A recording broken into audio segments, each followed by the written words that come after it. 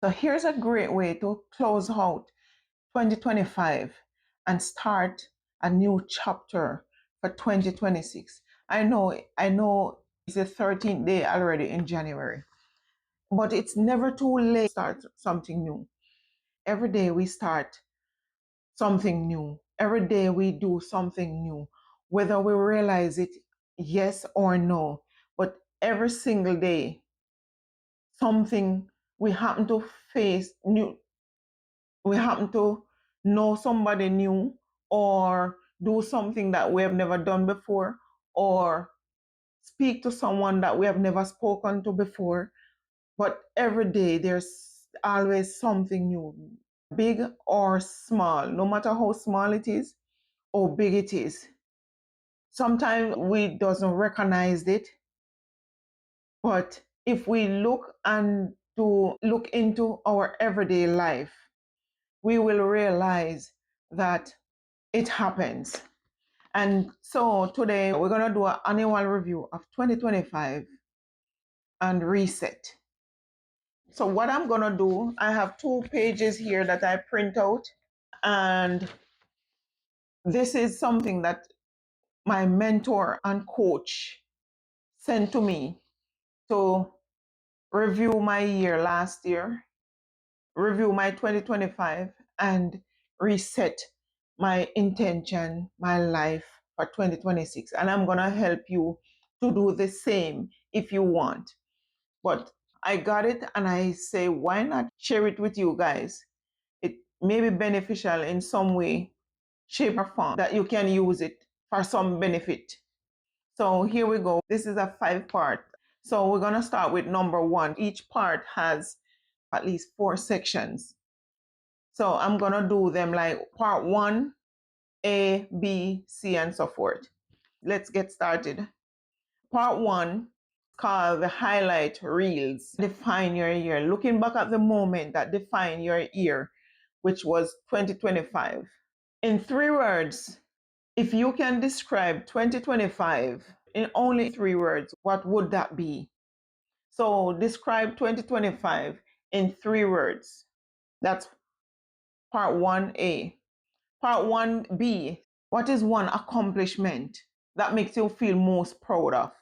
What is one accomplishment that makes you most proud of, whether big or small?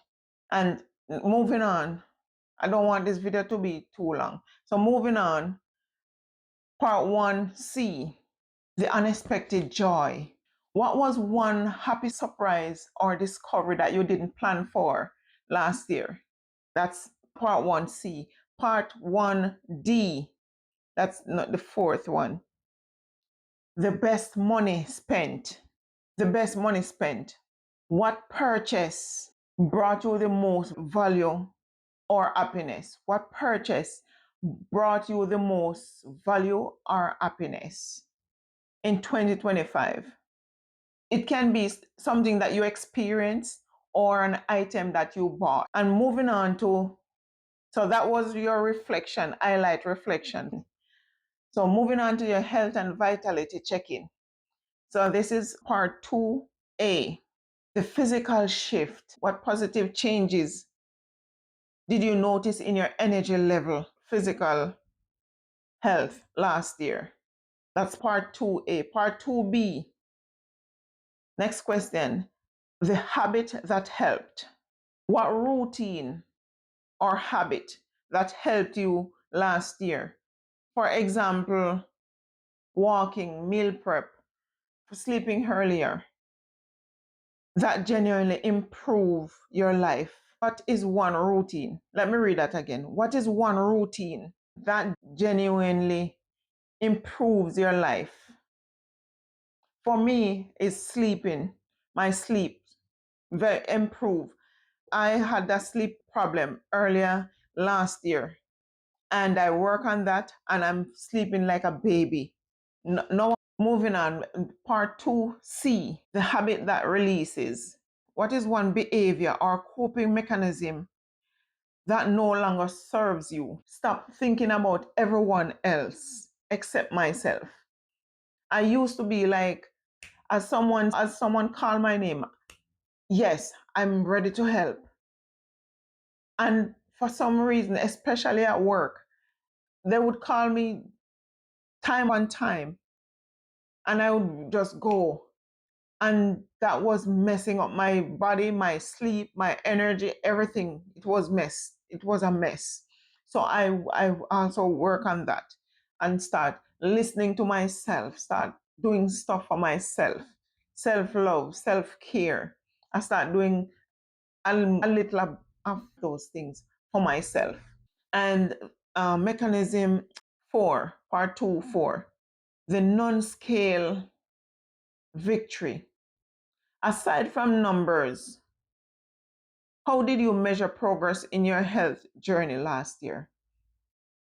Let me read that for you again. Aside from the scale, how did you measure progress in your how did you measure progress in your health journey? For me, mentally, and I am more mentally and physically able to cope with things and do things for myself. Moving on to part 3. So, this is the tough stuff and lesson that you learned in 2025. The biggest challenge. What was the hardest hurdle you faced and how did you navigate through it? For me, it is speaking in the camera. I've been learning to speak and stuff like that. My confidence is up 100%. I can speak without fear to anyone or anywhere I go. I used to be an introvert. I'm still an introvert, but I learned how to voice my opinion and be more vocal. Moving on to part 3, C, the boundaries. Where did you draw the line and say no to protect your peace? For me, I learned to say no, especially when it comes to work. They would call you and say, oh, for some reason somebody called out and we're short and I need help. I still will go, but I learned to say no. At first, even when I'm not up to it, I would just say, okay, yes, I will do it. But now I learned to say no and be more vocal. Moving on to number 4. Who showed up for you? Who supported you the most last year? Who supported you the most last year? Make note of that and write them a note or a letter, send them a postcard or something to tell them thank you. Let them know that you appreciate every minute, every moment that they show up for you. And then you can also show up for somebody this year. Maybe not for the same person, but show up for somebody else. Now that we've finished with 2025, part 4 is 2026. Casting your vision. What's your vision for 2024? So, moving from reflection to action. And this is where we start planning, but not a new year resolution, but this is where we start planning our lives for 2026. So, number one, from the theme 2026, if 2026 has a title, what theme that title would be? For instance, we have, for me, mine is balance. You can choose whatever you choose. But for me, it's balance. A little more focus, a little more, being a little more adventurous, travel a little more, be a little more personal and take care of myself. So it's a little of both. It's a little of everything. So I need balance in my life. Yes, I do need balance in my life. So my theme for 2026 is balance. All right, moving on to number 2, B, the big goal. What is one major priority you want to achieve this time next year? What is one major priority you want to achieve this time next year? For me, I'm not going to tell you that. I'm going to keep that one as a secret. While I work on it, I will let you know, but I'm going to keep this one a secret. You can do yours. And C, part 4. So less is more. So this one is either less or more of. What do you want less of or more of? So, for example, less stress, less clutter, less scrolling. What would you want less of this year as your goal, as part of your goal? And moving on to the next part, what would you want more of as part of your goal? For instance, more nature. You want to read more. You want to be more with your family. You want more financial freedom. You want to drink more water. For me, I want to read more. At least a page per day, or I don't know if I can do a chapter per day because I have a full list. Maybe a chapter, but I'm not gonna make too much promises to myself. But I want to read more. I think that's what I wanted to do. I wanted to read more. And the fourth and final one is the daily promise. What is one small thing that you can do daily to keep the momentum going?